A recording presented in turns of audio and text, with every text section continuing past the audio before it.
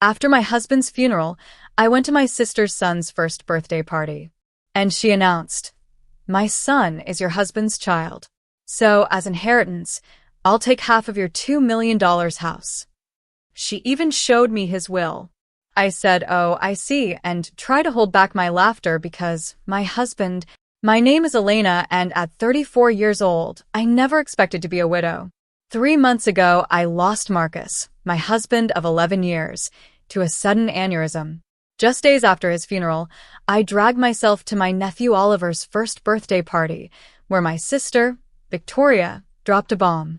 She announced that Oliver was actually Marcus's son, showing everyone a will, claiming half of my $2 million house. What she did not know was why I could barely hold back my laughter. If you are watching this from somewhere where family drama hits close to home, take a moment to like and subscribe. Trust me, you will want to hear how I handled what came next. Marcus and I met 12 years ago at a charity auction benefiting children with cancer. I was volunteering helping organize the silent auction items. When he outbid everyone else for a painting I had been admiring all night, it was a watercolor of the Seattle skyline at sunset. Vibrant oranges and purples bleeding into the sound. After winning, he walked straight over to me and handed it over. "I noticed you looking at this all night," he said, with a smile that made his green eyes crinkle at the corners. "I think it belongs with you." That was Marcus. Thoughtful, observant, and generous to a fault. I fell hard and fast. We went on our first date the next evening, and it felt like we had known each other our entire lives. He was a corporate attorney, brilliant but humble, the kind of man who remembered the names of wait staff and asked genuine questions about their lives. 8 months after we met, he proposed on the waterfront with the actual skyline mirroring the painting that brought us together. We bought our Craftsman home in Capitol Hill shortly after our first anniversary. It was a stretch financially at $2 million, but Marcus had just made partner at his firm, and I was building a solid reputation as an interior designer. The house needed work, but it had good bones. High ceilings and a small garden out back where I envisioned future children playing. Those children never came. Not for lack of trying.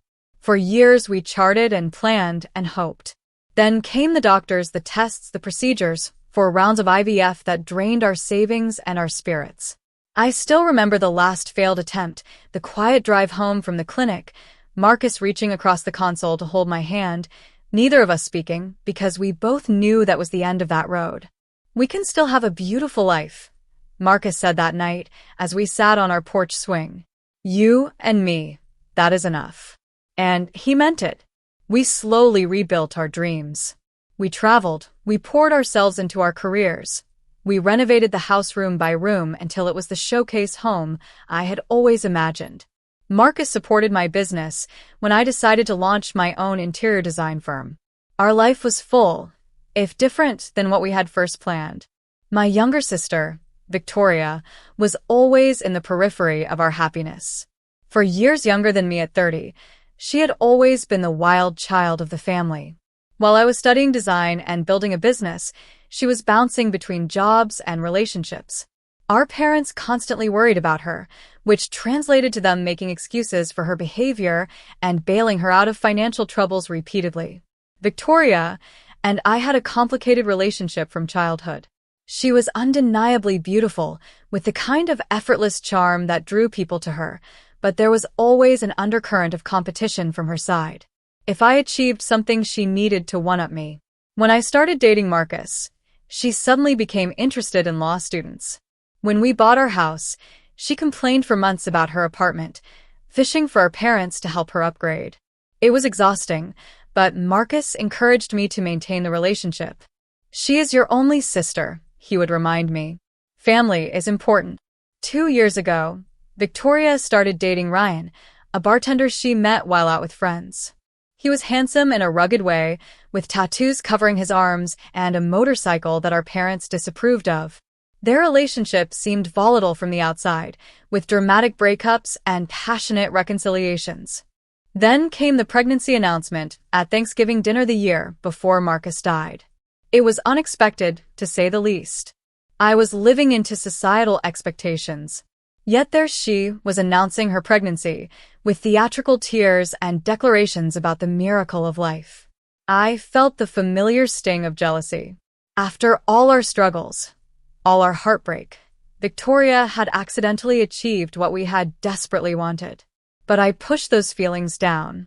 I was genuinely happy for her, and I was determined to be the best aunt possible to her child. Oliver was born a healthy 8 pounds 4 ounces. I was at the hospital with flowers and a handmade blanket I had spent months knitting. Victoria seemed overwhelmed by motherhood from the start, often calling me in tears about Oliver's colic or her exhaustion. I stepped in as much as I could, sometimes watching Oliver overnight so she could sleep. Marcus was less involved with Oliver than I was. In retrospect, I thought it was because of our own infertility struggles that it might be painful for him to bond with a baby that was not ours. He was always kind when Victoria brought Oliver over, but he maintained a certain distance that I never questioned at the time. Then came that terrible Tuesday morning. Marcus complained of a headache before leaving for work. I suggested he stay home, but he had an important client meeting. Just a migraine, he insisted, kissing me goodbye. I will call you after the meeting. That call never came. Instead, I got one from the hospital. By the time I arrived, he was already gone. Brain aneurysm. They said nothing could have been done. He was 36 years old. The next days passed in a blur of arrangements and grief. Victoria was strangely absent during most of it, sending text messages claiming Oliver was sick or she could not find a babysitter. When she did appear at the funeral, she stayed briefly, keeping to herself and leaving before the reception. I was too numb with grief to think much of it at the time. 1 week after we laid Marcus to rest, Oliver's first birthday arrived. The last thing I wanted to do was attend a children's birthday party, but family obligations pulled at me. Marcus would want you to go, my mother insisted during one of her daily check-in calls. He always said family comes first, so I found myself driving to Victoria's small rental house in a less desirable part of town. A wrapped gift on the passenger seat and dark circles under my eyes that no amount of concealer could hide. I had barely slept since Marcus died, spending nights staring at his empty side of the bed, reaching for a warmth that was no longer there.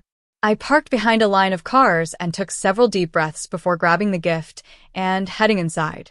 No one should have to fake happiness so soon after losing their husband, I thought, but I plastered on a smile and knocked on the door. Victoria's friend Amanda opened it, her eyes widening slightly at the sight of me. "Oh, Elena, you made it," she said, her voice oddly strained. She glanced over her shoulder before stepping aside. "Come in. Everyone is in the backyard." The small house was decorated with blue balloons and streamers. A banner reading, "Happy First Birthday, Oliver," stretched across the living room wall. I noticed a group of people I did not recognize clustered in the kitchen whispering. They fell silent as I passed, their eyes following me. In the backyard, more guests stood in small groups, plastic cups in hand. I spotted my parents sitting awkwardly at a picnic table, looking uncomfortable. My father stood when he saw me, relief washing over his face. "Elena," he said, embracing me. "We were not sure you would come." "Of course I came," I replied, setting the gift on the designated table. "Where is the birthday boy?" "With Victoria," my mother said, not quite meeting my eyes. "They should be out soon for the cake."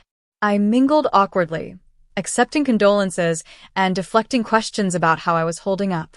Everyone seemed on edge, conversation stopping abruptly when I approached. I chalked it up to people not knowing how to act around a newly minted widow. After 30 uncomfortable minutes, Victoria emerged from the house carrying Oliver on her hip. She was wearing a new dress I had never seen before, her hair freshly highlighted. Oliver looked adorable in a little button-up shirt and bow tie, his chubby legs kicking with excitement at all the attention. Victoria barely acknowledged me as she placed Oliver in his high chair. She seemed energized, almost giddy, moving around the yard with an unusual confidence. The guests watched as she tapped a spoon against her cup, calling for everyone's attention. "Thank you all for coming to celebrate Oliver's special day," she began, her voice carrying across the yard. "This past year has been full of surprises and challenges, as many of you know." The guests exchanged glances. My mother suddenly became very interested in her shoes. I have been keeping a secret, Victoria continued, placing a hand on Oliver's head, one that I can no longer hide, especially after recent events. A chill ran down my spine. Something was very wrong.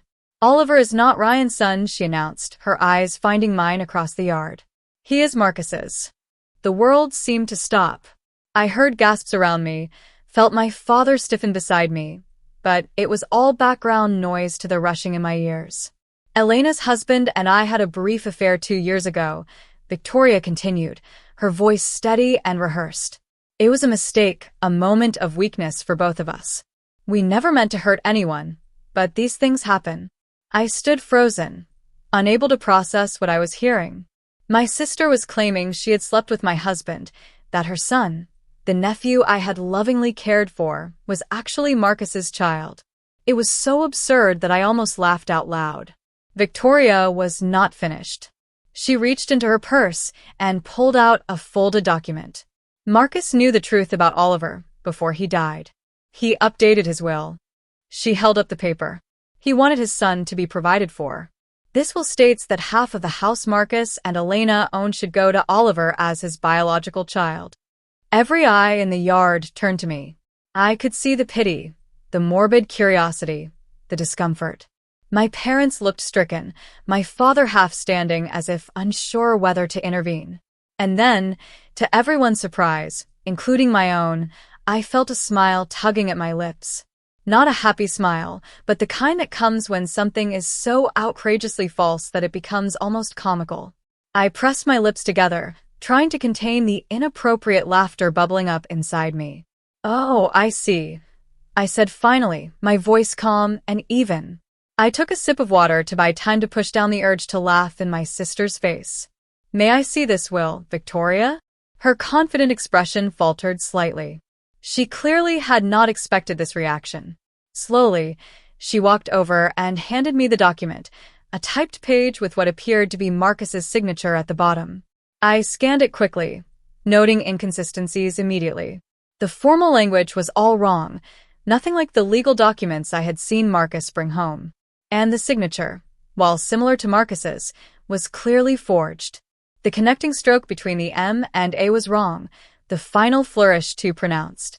I carefully folded the paper and handed it back to her. "Thank you for sharing this with me. I think I need to go now." "That is it?" Victoria asked, confusion evident in her voice. "You are not going to say anything else?" "Not right now," I replied calmly, gathering my purse. "This is Oliver's day. We can discuss this privately later." I said goodbye to my shell-shocked parents, promising to call them soon. As I walked to my car, I could hear the murmurs behind me, the party atmosphere completely shattered. Once inside my car, safely out of view, I finally let out the laugh that had been threatening to escape. It started small, then grew until tears were streaming down my face.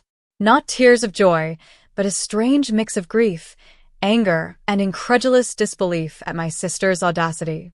Because there was something Victoria did not know. Something Marcus and I had never shared with anyone. Something that made her elaborate lie not just hurtful, but impossible. The truth about Marcus and Victoria began 3 years ago, long before Oliver was even conceived. We had invited my sister over for dinner to celebrate her new job at a marketing firm, her longest employment to date. Marcus had prepared his famous lasagna, and we had opened a good bottle of wine. It was a pleasant evening until I excused myself to take a work call from a client having a design emergency. The call took longer than expected, nearly 20 minutes of talking a wealthy client through hanging artwork. When I returned to the dining room, the atmosphere had changed. Marcus looked uncomfortable and Victoria was sitting much closer to him than when I had left, her hand on his arm, laughing at something I had not heard. I thought nothing of it at the time. Victoria had always been affectionate, and the wine had been flowing freely. But later that night, as we were getting ready for bed, Marcus seemed troubled. "There is something I need to tell you," he said, sitting on the edge of our bed. "And I do not want it to cause problems between you and your sister, but I also do not want to keep secrets from you." He explained that while I was on the phone, Victoria had made a pass at him. Nothing dramatic, Just inappropriate comments about how lucky I was to have him, followed by a suggestion that he deserved someone who could truly appreciate him. When he had rebuffed her, she laughed it off as a joke, saying I was too sensitive if he thought she was serious. I was hurt, but not entirely surprised. Victoria had always pushed boundaries. We decided to let it go as an isolated incident, something caused by wine and her usual competitive nature. But it was not isolated. Over the next few months, Victoria found ways to touch Marcus whenever I was not looking, sent text messages that walked the line between friendly and flirtatious, and once showed up at his office uninvited, asking him to lunch. Each time, Marcus gently but firmly maintained boundaries and told me immediately afterwards. After the office incident, we confronted my parents about Victoria's behavior. It did not go well. They suggested Marcus was misinterpreting friendly gestures and that Victoria just looked up to him as a brother. My mother even suggested, with good intentions but terrible judgment, that perhaps Marcus was feeling flattered by the attention and exaggerating the situation. That night, Marcus and I made a decision. We would create distance from Victoria without causing a family rift.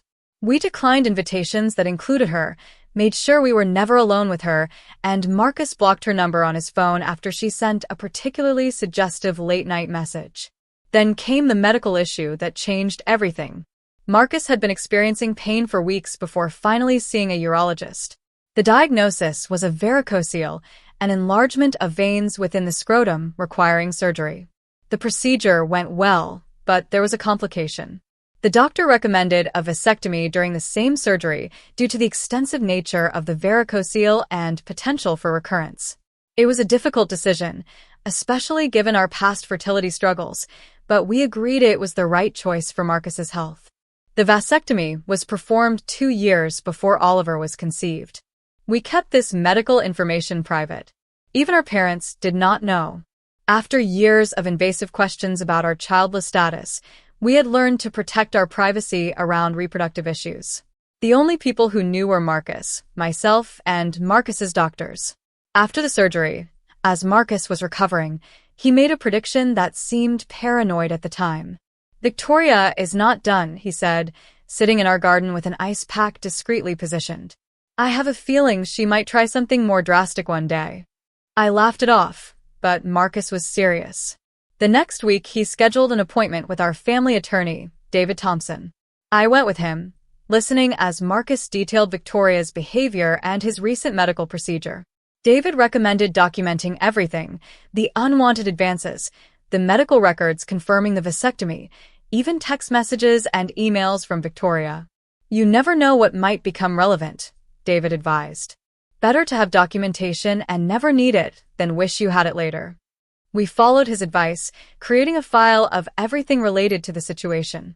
Marcus also updated his will properly through official channels, making sure everything would come to me in the event of his death.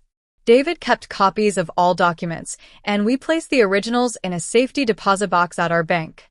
"Just in case," Marcus had said when we locked the box, though I planned to be around to deal with any of Victoria's drama for at least another 50 years. The morning after Oliver's birthday party, I drove straight to the bank. The manager, who had known Marcus and me for years, expressed condolences as he led me to the vault. I sat alone in the small viewing room and opened the box Adam and I had filled with what he jokingly called our disaster preparation kit. Inside was exactly what I needed: Marcus's legitimate will, notarized and properly executed, leaving everything to me. Medical records detailing his vasectomy 2 years before Oliver's conception, making it biologically impossible for him to be the father. A journal Marcus had kept documenting every inappropriate interaction with Victoria, including dates, times, and exact quotes. Printed copies of text messages she had sent him, a letter from our attorney confirming that he had witnessed Marcus's legitimate will and was available to verify its authenticity. And at the bottom of the box, a sealed envelope with my name written in Marcus's familiar handwriting. With trembling fingers, I opened it and began to read. "My dearest Elena, if you are reading this, something has happened to me and you have needed to access these documents. I hope it is many years from now when we are old and gray, and Victoria's antics are nothing but a distant memory we laugh about. But if not, If the worst has happened and she has tried to hurt you in my absence, please know that I tried to prepare for every possibility. Use these documents to protect yourself. I know how much you value family, how loyal you are to those you love. But you deserve to be protected from those who would take advantage of that beautiful heart of yours. I love you beyond words, beyond time. Whatever happens, know that. Marcus. Tears streamed down my face as I read his words, feeling his love and protection reaching out to me even after death. My practical, thoughtful husband had anticipated this, not the specific scenario, perhaps, but the possibility that Victoria might try to use his death to her advantage. I carefully returned everything to the box, except what I needed: copies of the medical records, the legitimate will, and selected journal entries. Then I called David Thompson and scheduled an appointment for that afternoon. David Thompson's law office was in a converted brownstone in downtown Seattle, the kind of place that exuded old money and discretion. I had only been there a handful of times with Marcus, but the receptionist recognized me immediately, her expression softening with sympathy. "Mrs. Patterson," she said, standing to greet me. "Mr. Thompson is expecting you. Please accept my condolences for your loss." David was in his 60s, with silver hair and reading glasses perched on the end of his nose. He had been Marcus's mentor when Marcus first joined the firm, and they had maintained a close friendship even after Marcus moved to a different practice. He stood when I entered, coming around his desk to embrace me briefly. "Elena," he said, gesturing for me to sit. I was devastated to hear about Marcus. He was one of the good ones. I agreed, my voice catching slightly, and it seems he was also right about preparing for the worst with my sister. I explained what had happened at the birthday party, showing him the forged will Victoria had presented. David examined it, his expression growing increasingly concerned. "This is an amateurish forgery," he said finally. "The language is all wrong and the signature, while similar, would never stand up to expert analysis. But the fact that she created this at all is deeply troubling."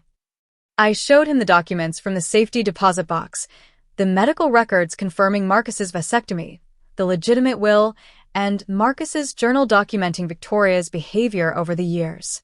"Marcus was nothing if not thorough," David said, reviewing the materials. "These medical records alone disprove her claim about Oliver's paternity.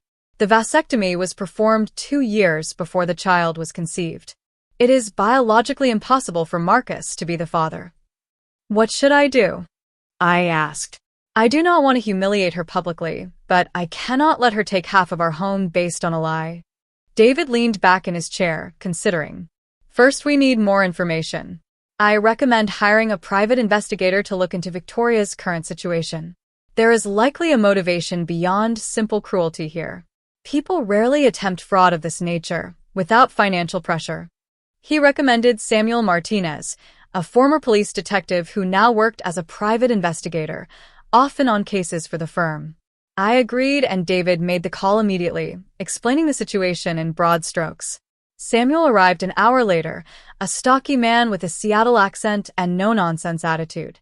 He took detailed notes as I explained the situation, asking pointed questions about Victoria's relationship history, employment, and financial status. I realized how little I actually knew about my sister's current circumstances. We had grown further apart since Oliver's birth, with my attempts to be involved as an aunt often rebuffed or taken for granted. "I will need a few days," Samuel said when I had finished.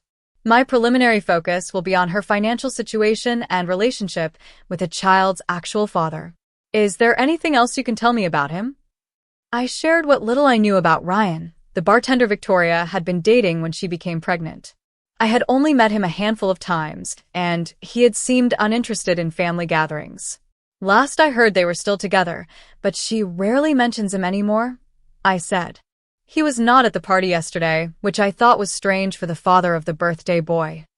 Samuel nodded, making another note. "That is a good starting point. I will be in touch soon." 3 days later, Samuel called requesting a meeting at David's office.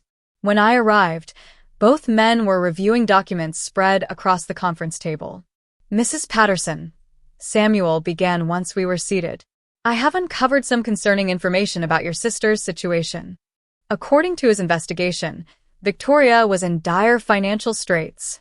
She had accumulated over $90,000 in debt spread across credit cards, personal loans, and medical bills for Oliver, who had needed surgery for a heart defect shortly after birth. Her credit score was abysmal, and she had been rejected for 3 additional loans in the past month alone.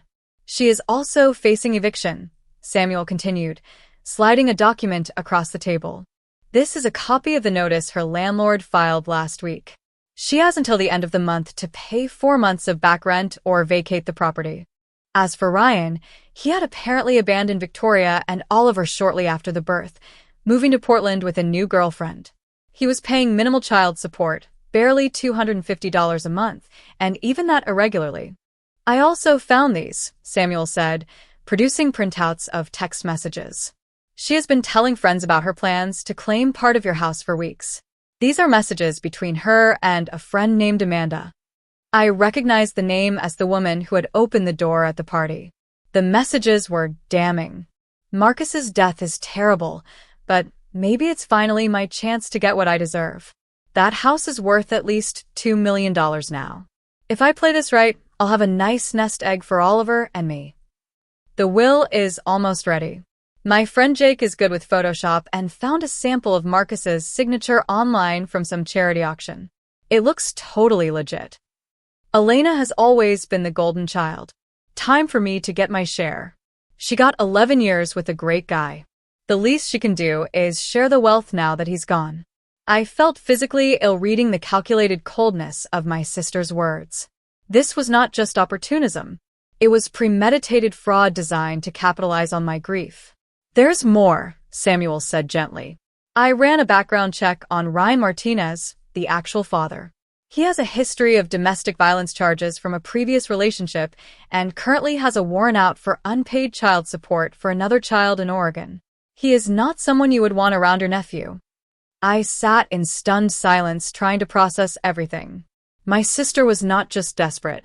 She was willing to destroy Marcus's reputation and our marriage to solve her financial problems, and her choice in partners had put Oliver in a potentially dangerous situation. What do I do with all this? I asked, looking between David and Samuel. I cannot just expose all of this publicly. Oliver is innocent in all of this. He is still my nephew. David removed his glasses, rubbing the bridge of his nose. You have several options, Elena. We could file charges against Victoria for attempted fraud and forgery that would likely result in criminal penalties for her, possibly even jail time, given the amount of money involved. Or, he continued, seeing my distress, we could handle this privately. Confront her with the evidence, require her to retract her claims, and potentially work out an arrangement that protects both you and the child. I left the meeting with a heavy heart and a folder full of evidence. That evening I called my therapist, Dr. Sarah Kim, whom I had been seeing since Marcus's death, and scheduled an emergency session. In her calm, plant-filled office, I unloaded the entire situation. I am so angry I can barely see straight, I admitted. But Oliver is just a baby. None of this is his fault. And despite everything, Victoria is still my sister. Dr. Kim listened attentively, asking occasional questions about my relationship with Victoria throughout our lives. It sounds like this pattern of competition and manipulation has existed since childhood, she observed. The current situation is an escalation, not an anomaly. What would you do? I asked desperately. I cannot tell you a decision to make, she replied, but I will say that compassion does not mean allowing yourself to be victimized. You can be kind while still establishing firm boundaries and consequences. After much reflection, I decided on a course of action. I would confront Victoria privately with all the evidence, offering her a choice, face potential legal consequences for her fraud, or accept a compromise that would provide for Oliver while requiring accountability from her. With renewed determination, I called Victoria the next morning. We need to talk about the will, I said when she answered. Can you come to my house tomorrow afternoon? Just you, not Oliver. I knew you would come around, she replied, sounding smugly satisfied. I will be there at 2. I spent the morning preparing for Victoria's visit, arranging documents in a logical order and setting up recording devices on David's advice. Washington is a two-party consent state, he had warned me. So, you cannot record her secretly, but you can ask for her permission at the start of your conversation, framing it as a way to ensure you both have a record of any agreement reached. At precisely 2 o'clock, the doorbell rang. I took a deep breath, steadying myself before opening the door. Victoria stood on the porch, looking polished in a new outfit, her confidence evident in her posture. "Come in," I said, leading her to the living room, where I had set up 2 chairs facing each other, a coffee table between them with a recorder, water glasses, and a folder of documents. "I hope you do not mind if we record our conversation. It seems prudent, given the legal nature of what we are discussing." Victoria hesitated only briefly before nodding. "Sure, whatever makes you comfortable, though I think this can be pretty straightforward. The will is clear." I turned on the recorder, stating the date and time and confirming Victoria's consent to be recorded. Then I sat back, studying my sister's face. "Before we discuss the will, I would like to understand exactly what you are claiming happened between you and Marcus." Victoria launched into a well-rehearsed story about a supposed affair 2 years ago. According to her version, she and Marcus had connected during a period when he and I were having problems. She claimed they met several times at a hotel downtown, that Marcus had confessed his unhappiness in our marriage, and that Oliver was conceived during these encounters. "He always meant to tell you," she said, her eyes wide with practiced sincerity. "But then Oliver was born with a heart condition, and he did not want to add stress to the situation. He promised he would provide for his son, though." I listened without interrupting, noting the inconsistencies in her timeline and the details that contradicted what I knew about Marcus's schedule during that period. When she finished, I began asking questions. "Which hotel did you meet at?" I asked. "The Four Seasons," she replied quickly. "And what room do you remember?" She faltered slightly. "It was on a high floor. I do not recall the exact number." "What days of the week did you usually meet?" "Tuesdays. Sometimes Thursdays?" "When he told you, he was working late." I continued with increasingly specific questions. "What did Marcus typically order from room service? What side of the bed did he prefer? Did he shower before or after?" Details that only someone who had actually been intimate with Marcus would know. Victoria grew increasingly flustered, her answers becoming vague or contradictory. "Why does any of this matter?" she finally snapped. "The point is that Oliver is Marcus's son, and the will proves Marcus wanted to provide for him." "Actually," I said calmly, opening my folder, "both of those claims are demonstrably false." I placed the medical records on the table between us. 2 years before Oliver was conceived, Marcus had a vasectomy following surgery for a varicocele. It was completely successful, confirmed by follow-up tests. It was physically impossible for him to father a child after that procedure. Victoria's face drained of color. She picked up the medical records with trembling hands, scanning the clinical language and dates. "These could be faked," she said weakly. "They are not," I replied, "and Marcus's doctor is prepared to testify to their authenticity if necessary. But that is just the beginning." Next, I produced the legitimate will, notarized and properly filed with the court. This is Marcus's actual will, prepared by David Thompson and witnessed by 2 partners at his firm. As you can see, it leaves everything to me, with no mention of Oliver. Victoria's confidence was visibly crumbling, but she attempted to rally. "He must have changed it after this was drawn up. The will I have is more recent." "The will you have," I said evenly, "is a forgery, a poor one, I might add. David has already identified multiple legal inconsistencies in the language, and the signature is clearly fake.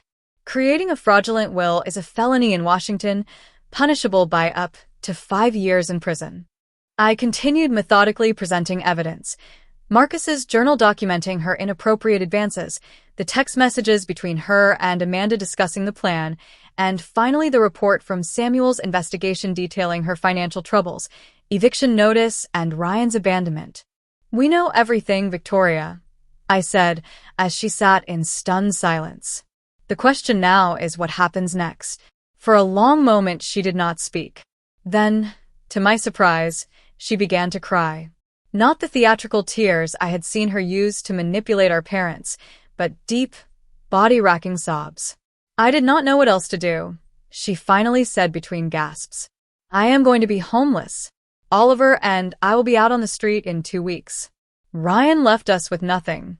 The medical bills just keep coming. I thought if I could just get some money from the house." "So you decided to destroy Marcus's reputation?"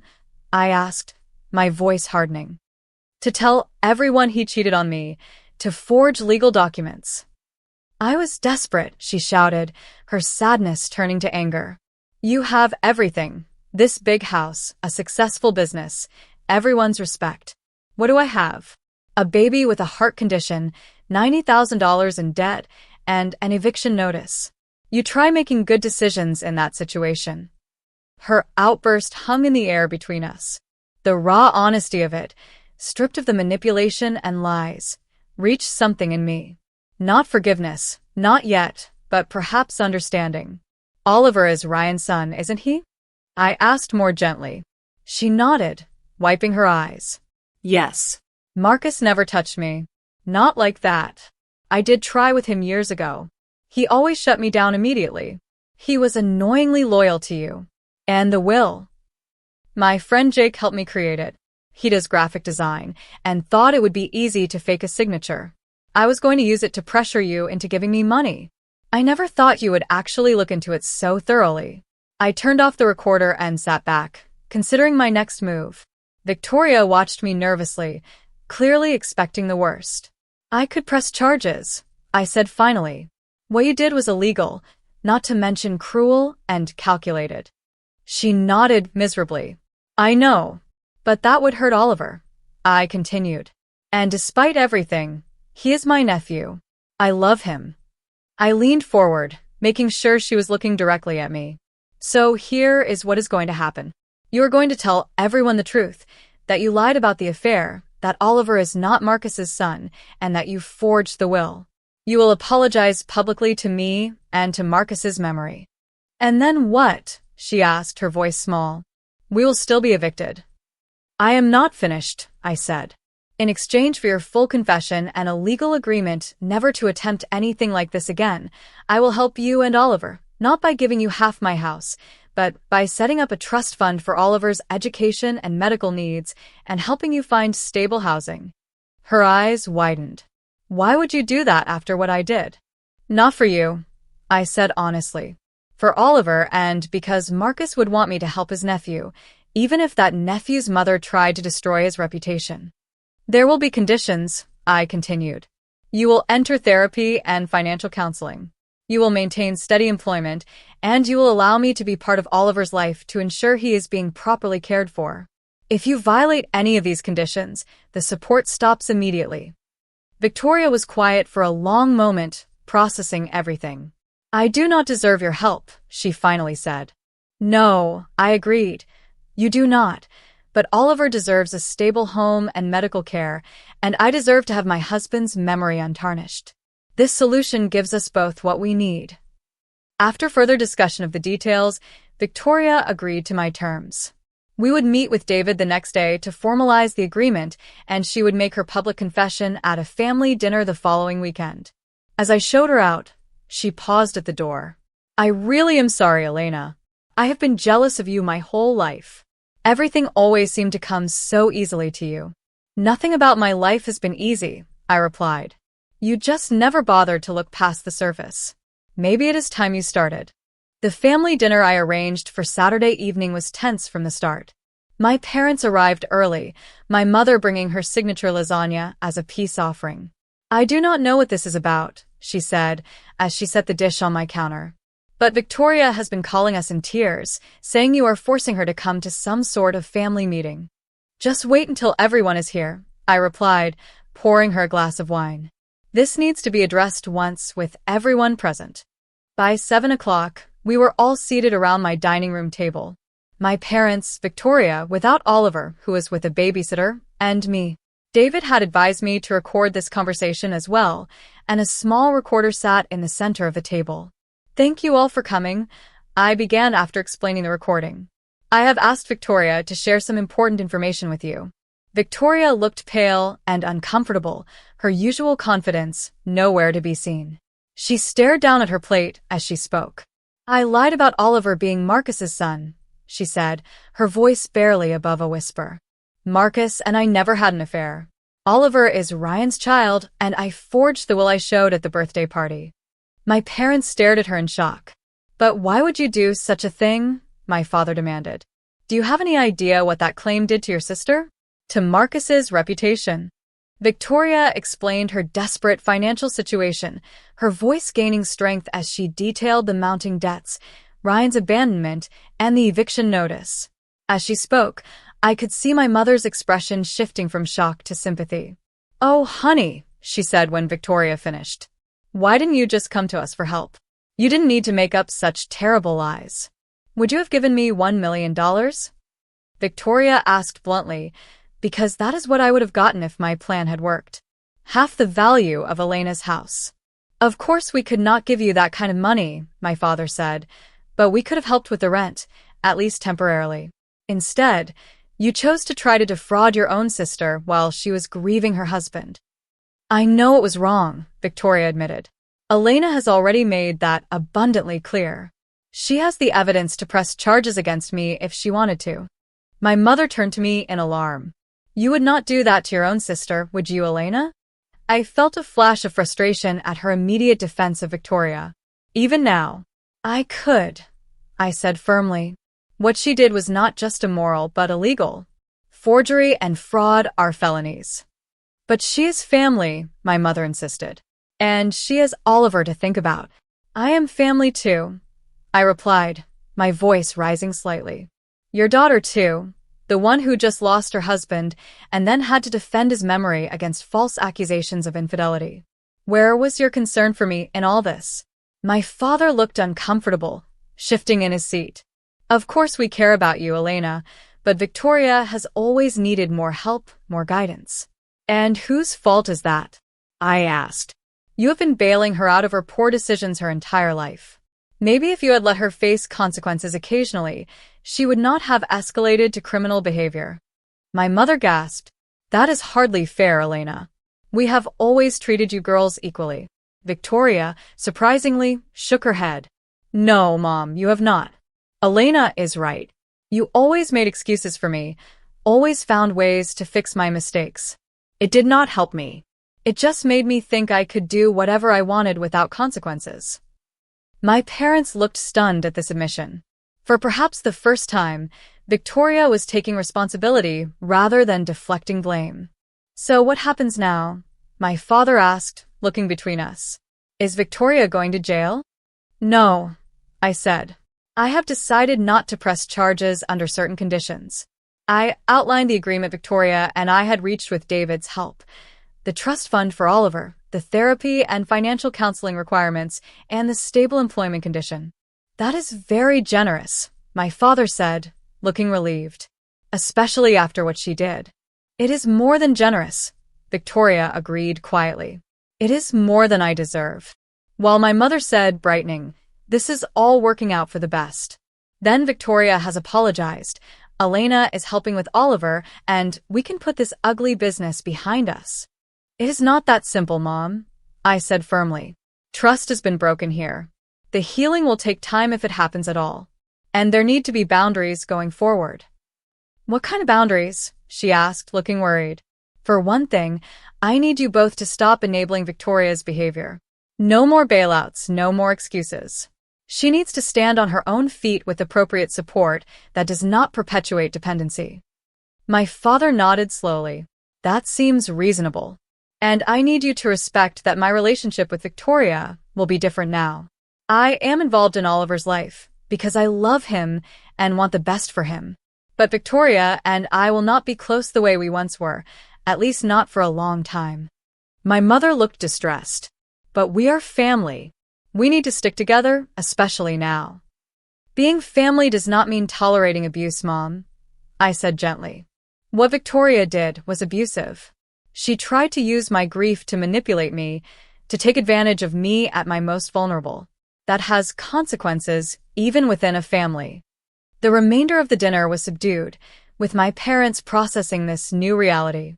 When they left, my father hugged me tightly, whispering, "I am proud of you, Elena. Marcus would be too." My mother hugged me as well, but her eyes were sad, already mourning the idealized family dynamic she had always pretended we had. Victoria was the last to leave. At the door, she hesitated. "I really am sorry," she said again. "Not just for the will and the lies, but for everything, for the years of competition and jealousy, for not being the sister you deserved." "I know," I replied, "and I hope the therapy helps you understand why you made these choices. Oliver deserves a mother who is emotionally healthy and honest. Do you think you will ever forgive me?" I considered the question carefully. "I do not know," I answered truthfully. "But I am willing to see where this new path takes us for Oliver's sake and maybe someday for ours too." 1 year after Marcus's death, I stood in our garden watching the spring bulbs push through the soil. The tulips Marcus had planted the previous fall were blooming, a riot of red and yellow against the newly green lawn. I felt a bittersweet ache seeing them, knowing he had put them in the ground with hopes of seeing them bloom. So much had changed in that year. The trust fund for Oliver was established and already helping with his ongoing medical needs. His heart condition, while requiring monitoring, was responding well to treatment, and he was growing into a cheerful, curious toddler. Victoria had surprised everyone by truly embracing the conditions of our agreement. 6 months of therapy had helped her recognize patterns of behavior stemming from childhood, the constant need to compete with me, the self-sabotage that had characterized many of her decisions. She had found steady employment as an office manager at a pediatric clinic, a job that provided stability and benefits. Our relationship remained formal but cordial. I saw Oliver regularly, taking him for outings to the park or the children's museum. Victoria and I did not pretend to be close, but we had found a way to coexist peacefully for Oliver's sake. My parents had struggled initially with the new boundaries I had established. My mother especially found it difficult to accept that her daughters would not have the close relationship she had always envisioned. But over time, they too had adjusted, learning to support Victoria without enabling her dependency. As for me, the grief support group I had joined shortly after Marcus's death had become a lifeline. 12 strangers bound together by loss had become friends, understanding each other in ways that even well-meaning family and friends could not. We met weekly, sharing our journeys through grief, celebrating small victories, and supporting each other through the inevitable setbacks. 3 months after the confrontation with Victoria, I had established the Marcus Patterson Foundation for Legal Education, providing scholarships to students from underprivileged backgrounds interested in corporate law. It gave me purpose to see Marcus's legacy continuing in the careers of young, idealistic lawyers who might otherwise never have had the opportunity to enter the profession. Old friends had stepped up in ways I could never have anticipated. Marcus's law partners checked in regularly, inviting me to dinners and events, making sure I was not isolated in my grief. My college roommate, Jessica, flew in from Denver monthly just to spend weekends with me, sometimes doing nothing more than watching movies and ordering takeout. And then there was Daniel. I met him at a fundraiser for the foundation 6 months after Marcus died. He was a professor of philosophy at the University of Washington, thoughtful and kind, with a quiet sense of humor that reminded me of Marcus in some ways. We started as friends, sharing coffee after foundation meetings, then gradually transitioned to occasional dinners. It was different than what I had with Marcus, as it should be. Daniel understood that Marcus would always be part of my life, that loving again did not mean replacing what came before. We were taking things slowly, both of us cautious but hopeful. Standing in the garden that spring morning, I reflected on everything Marcus had taught me, not just during our years together, but even after he was gone. His foresight in preparing those documents had protected me when I was at my most vulnerable. His journal entries had validated my experiences with Victoria when my own parents tried to dismiss them. His love continued to shield me even in his absence. I had learned difficult lessons through this ordeal, that family relationships need clear boundaries to remain healthy. That documentation is not just a legal precaution, but sometimes an emotional necessity. That forgiveness does not have to mean forgetting or allowing harmful patterns to continue. That sometimes the people we expect to protect us are the ones we need protection from. But I had also learned about my own strength. I had faced Victoria's betrayal, navigated the legal complexities, and made difficult decisions about how to move forward, all while processing the devastating loss of my husband. I had found a way to honor Marcus's memory while beginning to build a new life for myself. The tulips swayed in the spring breeze, resilient after the long winter. I thought about how grief is like that too. Not a straight line, but a series of seasons, each bringing its own challenges and unexpected beauties. I was not the same person I had been before Marcus died, before Victoria's betrayal.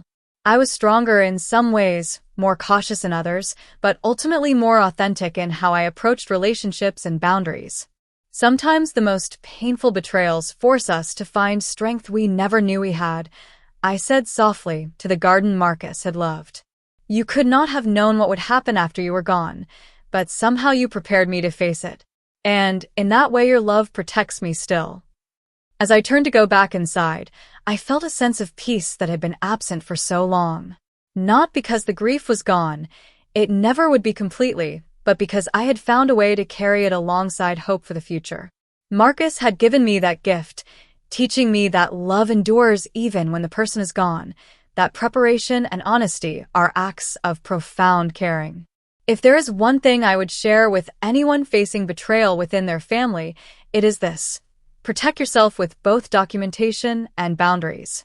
The people who truly love you will respect those boundaries, and the ones who do not were never safe for you to begin with. Have you ever had to establish difficult boundaries with family members? Thanks for watching. Take care. Good luck.